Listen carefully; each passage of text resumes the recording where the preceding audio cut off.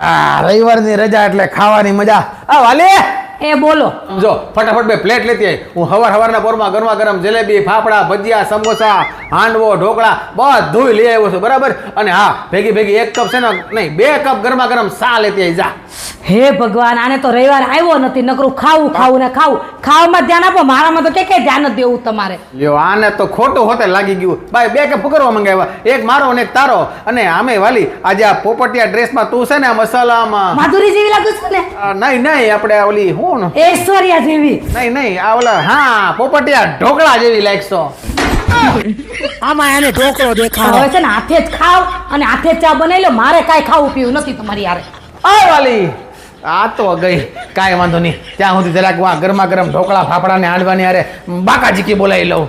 મારી વાલી, મારી માધુરી. હા, વાલાને કઈક જરૂર પડી લાગે છે, એટલે મારી વાલી ને ઐશ્વર્યા ને માધુરી ને હમણાં પોપટી ઢોકળા જેવી લાગતી હતી. અરે ઈ તો મજાક હતો વાલી, મજાક. મુદ્દાની વાત કરો. મુદ્દાની વાત ઈ છે કે મને છે ને આમ પેટમાં ગેસ થઈ ગયો ને એવું લાગે છે. પેટ આમ ભારે ભારે થઈ ગયું ને એવું લાગે છે. તે થાય જ ને, પણ નો ભાડ્યું એમ ખાવા જ માંડ્યા. થઈ ગઈ છે એસિડિટી તમને? નહીં, આમ ખાટા ખાટા હોડકાર આવે છે વાલી. હા, એસિડિટી ના લક્ષણ છે. આ તો પણ હવે શું કરું ઈ મને કે ભાઈ. ઉભા રહો, હું ઈનો લઈને આવું છું.